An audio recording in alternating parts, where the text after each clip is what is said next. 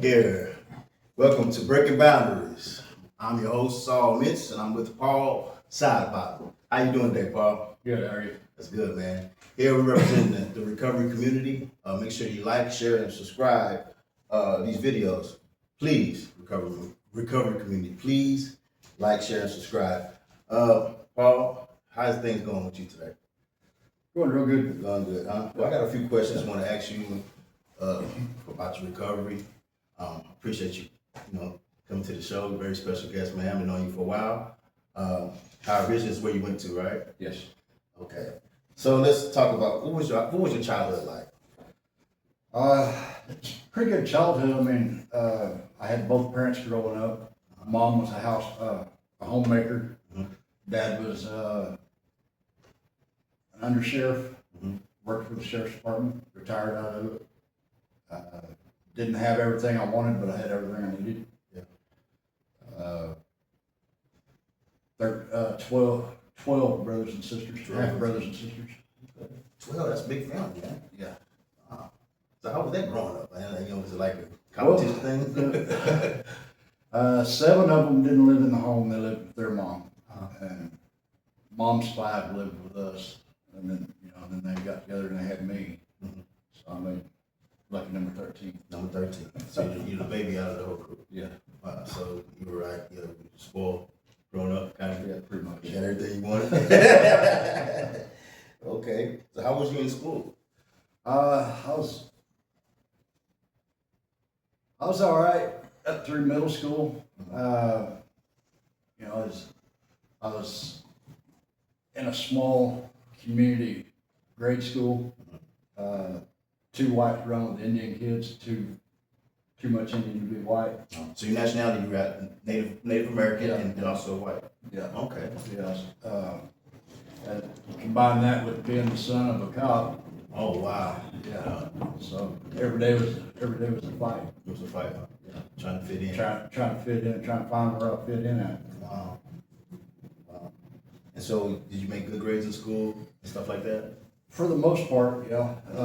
I got into high school and kind of got in with the wrong crowds and started being class clown, cut up, skipping school.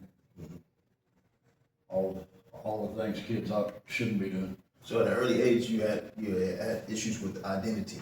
Yeah. Trying to figure it out. Yeah. So, what was your DOC, drug of choice? Started out with alcohol and a little bit of weed, marijuana. By the time that was at 14, just started drinking a little bit to run with my older brother. Looked up to him a lot, wanted to be like him. Then by 15, I was kind of in with my own crowd, and by 16, I was married with a kid on the way. 16. Yeah. So you started early. Yeah. Now, what was that like? I was a kid trying to be an adult. Wow. A lot of pressure. So you were working also, or at that Yeah, age? yeah. Supposed to have been a part-time job at a local candy factory. Mhm. I'd get out of school, go to work. Supposed to have been home at midnight. Wouldn't get home till 4 or 5 o'clock in the morning. Wow. Wound up dropping out. And drop out of school. Yeah. Can't imagine so, man. You started life early there. Yeah. So your first encounter for drugs and alcohol was when you was like what, 14? Yeah. Okay. How did that make you feel? Like,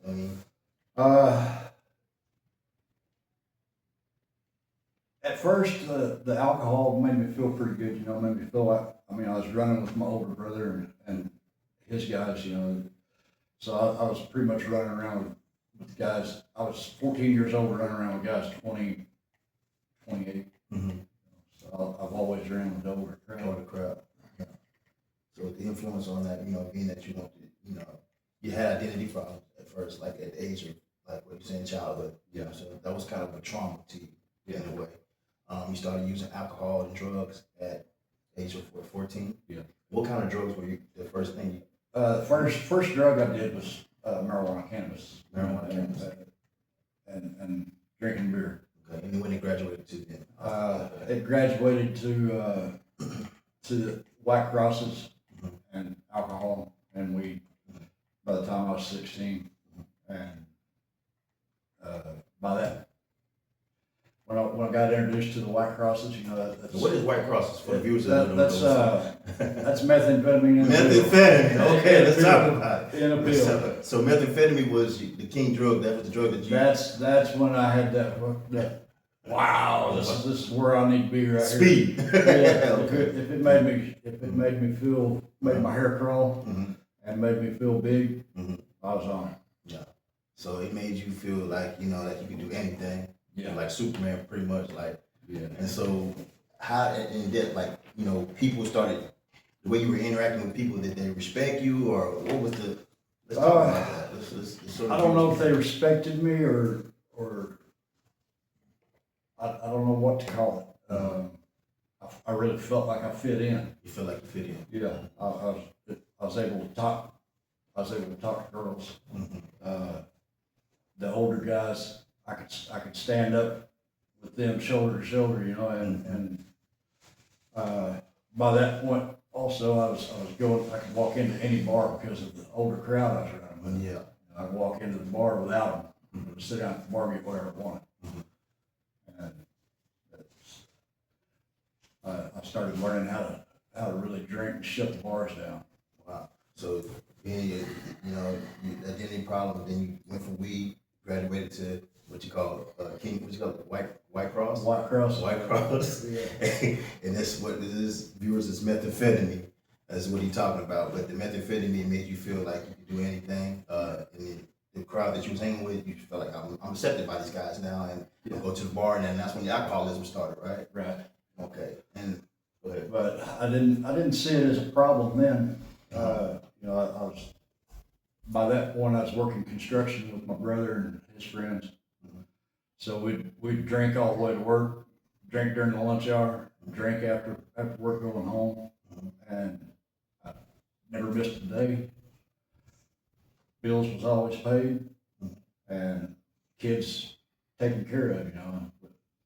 At that point, I didn't see it as a problem because everything was taken care of.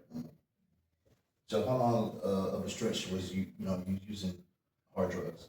Oh, 40 years. Wow, 40 years. Yeah. Just straight, just Well, straight. there was stretches, you know, when I first started, it was fun without consequences. Mhm. And then later it became just a coping mechanism without consequences. And then it became a coping mechanism with consequences. Mhm. And I would have little periods of jail time sentencing. Okay. I've never done less than 4 months in the county. Mhm. Never got sent to prison, thank God. Yeah. But, and then there came a point where I just got sick and tired of being sick and tired with it. Mhm. And I had a 5-year period of abstinence Mhm. from the drugs. I was still drinking, Mhm. but I got into religion real heavy and had a good job. You were doing this without rehab? Right. Okay, okay. Yeah.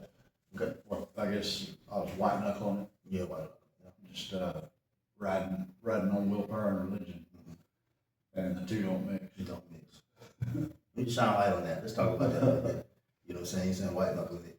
You know, basically like, you know, a lot of times you say, okay, you know, I'm giving it to God, right? But God has, you know, we have resources down here that God allows us to use in order for us to get better, because it is a disease. You know what I mean? And we should treat it as so, right? Right. So just tell the difference between that, you know, you white knuckling it and then actually experiencing rehab. Let's talk about that. Okay. Well, I'd like to rewind just a little bit. Mhm. That 5-year period of abstinence, everything was going great. Mm-hmm. You know, I was still, like I said, I was still drinking, Mhm. trying to be a man of God, which I was still spiritually bankrupt. Oh, okay. I was just going through the motions. And then life happened. My mom passed away in 2013, and I was actually angry with God for taking my mom away. You know, I felt like I still needed her. And that's when the drug use started back up, and I really got into it hard and heavy then. Way worse than when I was a kid. You know, and that's when I realized I got a problem, but I just couldn't I couldn't get a handle on it. The thought of losing my family, going to jail, going to prison, dying, none of that fazed me. And in 2024, my youngest daughter came to rehab here at Howard Vision, and she was in contact with me. And the rest of my family was kind of pushing me back. You got a problem, you need to address it. And I just couldn't do it. I would be sitting in my room, big pile of drugs there, not wanting to use them, and couldn't stop myself. Willpower only lasted for a little while, and then I'd wind up drinking and using. My addiction took me into manufacturing of meth. You know, I had a great scheme. You know, I can make it, sell a little bit of it, and then the rest is for me to use. That was my great scheme. And then eventually, my drinking led me to distilling of alcohol. I was making moonshine. Make moonshine. Yeah. You took to another level. Yeah. Wow. I seem to always take everything to extreme. I'm either all in or all out. Wow. So, To extreme, man. yeah. And so that was where the devil came in and was, you know, providing delusion in your, providing those lies, lying to you. You know what I mean? And you said your daughter came out here to rehab. Yeah. To get help. Yeah. And so how did that motivate you? Well, she was calling me and she said, "Daddy, it's beautiful out here. It's great out here. These people are great. You should come try it. You'll like it." Mm-hmm. And finally, I broke down and did it. I made a phone call, and within a few days, I was out here in California. Yeah. And So that before that happened, you was explaining your rock bottom, right? right. So let's talk about that. Rock bottom was that rock bottom actually started a couple of years before Okay. my daughter came out here and then started talking to me about coming. And the consequences of my addiction and alcoholism became more and more and more and more. I'd actually, right before I came out here, I was in Cotton, Arkansas, with a substantial amount of methamphetamine. I was looking at anywhere from 18 months to 10 years in prison. Wow. And that's not county time. Wow. You know, county time's a lot different. You know, I feel like it was the grace of God that got me here. you was taking some risks out there. Yeah. And Engaging in a lot of risky behavior. you know, and it's got out of control. Yeah. And I'm just glad you was able to seek help. Let's give him a round of applause because he's 1 year sober. He celebrated that, what? This is 381 days. Wow, man, that's awesome, man. Congratulations. That's a blessing, man. To see that, you know, I've seen the improvement in you. And you know, I remember when you first got here, you know what I mean? And when you hopped off that van and you was looking around, you didn't know what to expect, you know what I mean? But look at you now, you know what I'm saying? The goodness and grace of God, the way, you know, you got in the program, you actually worked the program, and the program is now working for you. You know what I'm saying? That's a blessing, Paul. The promises are coming true. Promises are coming true. Okay, so we talked about that. We have that. I said, okay, what do you realize when you realized your life was unmanageable and you needed therapeutic help? And that's when you said, Yeah, when I got caught in Arkansas with all those drugs, and it became a real threat of imprisonment. yeah, You know, at that time I was 54, mm-hmm. and at 54, being an addict, 5 years in prison is pretty much life. yeah, Yeah, so and that scared you, right? I think that was God slapping me. Hey, boy, wake up! I've been giving you grace period after grace period after Yes. grace period. Definitely. It's time for you to wake up. Yeah, And also, he's my spiritual mentor now. His name's Leonard back home. yeah, He This man did 10 calendar years in Oklahoma State Penitentiary, 10 calendar years in Arkansas State Penitentiary, turned his life over to God. Wow. He does jailhouse evangelism. Wow. And every time he'd come into the county jail where I was at and be preaching, when he'd come around to me, he'd stop and he'd look at me and he'd say, "Old school, it's time for you to stop playing. Wow. Be the man God wanted you to be for your family." Definitely. And that, got cool Got chills on my back. I got chills too when you just said that. Wow. And coming out here to rehab is Yeah. what it took to get me turned around. When you speak about God, let's talk about God. What was your relationship with God? I thought I had a really good relationship with God during that 5-year period of abstinence. You know, life was going great. Uh-huh. Had a good job, money in the bank, cars, motorcycles, 4-wheelers, Mm-hmm. you know, build a nice house, all the bills were getting paid. And then, like I said, whenever mom passed away and I got back into drugs, it took all 6 to 8 months for me to lose every bit of it. My addiction costed me a marriage, a couple other relationships. Mm-hmm. And looking at it now, I think I still say that was some of God's grace telling me this isn't what you need. This isn't working for you. Mm-hmm. You need to listen to me. I'm trying to tell you something. And like I said, I came out here in 2024, 9/19/24. No real plan. I knew I was going to do 30 days of detox, and back in the back of my mind, I thought, you know, I'll do the 30 days of detox and then I'll bounce on back home, pick my life back up. And the more I started getting into all these groups and going to the IOP, hearing Jody talk about brain disease, the model of disease and addiction, things started kind of clicking. And about 2.5 weeks into detox, went to my first AA meeting. I'd heard about AA, but I didn't know what it was. They was preaching about getting a sponsor, doing steps, get some relief, find a higher power. I already knew I had my childhood vision of God, you know, a God to fear. I felt like God wasn't a loving God; He was a fearing God, to be feared.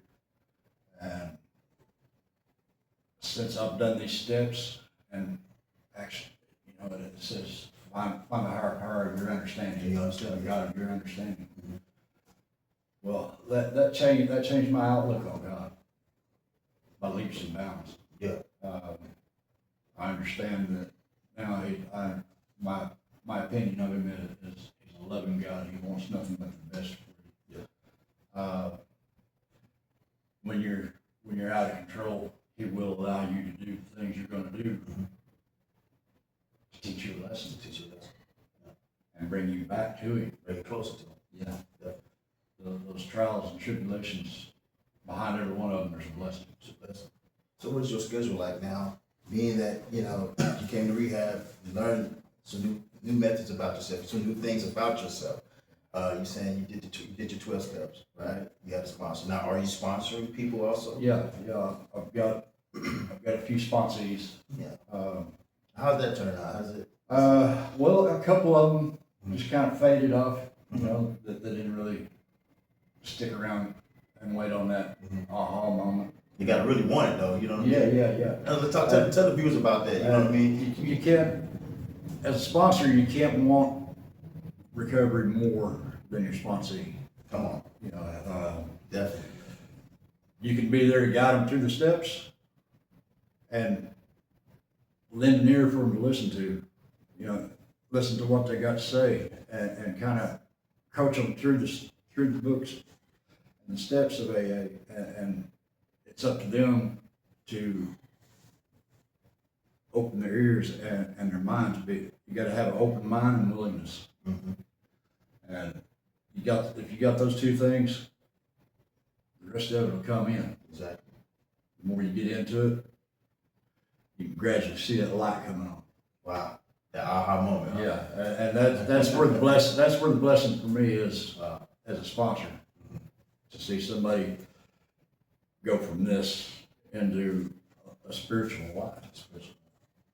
And they have that spiritual experience and that spiritual awakening. You know what I'm saying? Yeah. You see the transition when you see somebody transformation when they used to act the way they act, and they all of a sudden they're a changed individual. That's the miracle. When you see somebody like that, when you've been dealing with them when they first got here versus to where they're at now, you know who's working that book, who ain't working that book. You know what I'm saying? Yeah. Because a lot of things that you know, one thing about it is self-centeredness and the prideful and arrogance. And you put that to the side, you're able to say, you know what, I'm focusing on myself. I'm focusing on what God wants me to be, wants me to do it in this world. You know what I'm saying? And at the end of the day, we're here to pass God's message. You know what I'm saying? One thing about it is recovery is about we putting everything that was taking us away, taking our focus away, the power of distraction, everything that's been holding us back, you know what I'm saying? The chains that have been binding us, you know what I'm saying? Spiritually keeping our spirit, from able to fly, you know what I'm saying? Yeah. And be the best version of who we're supposed to be.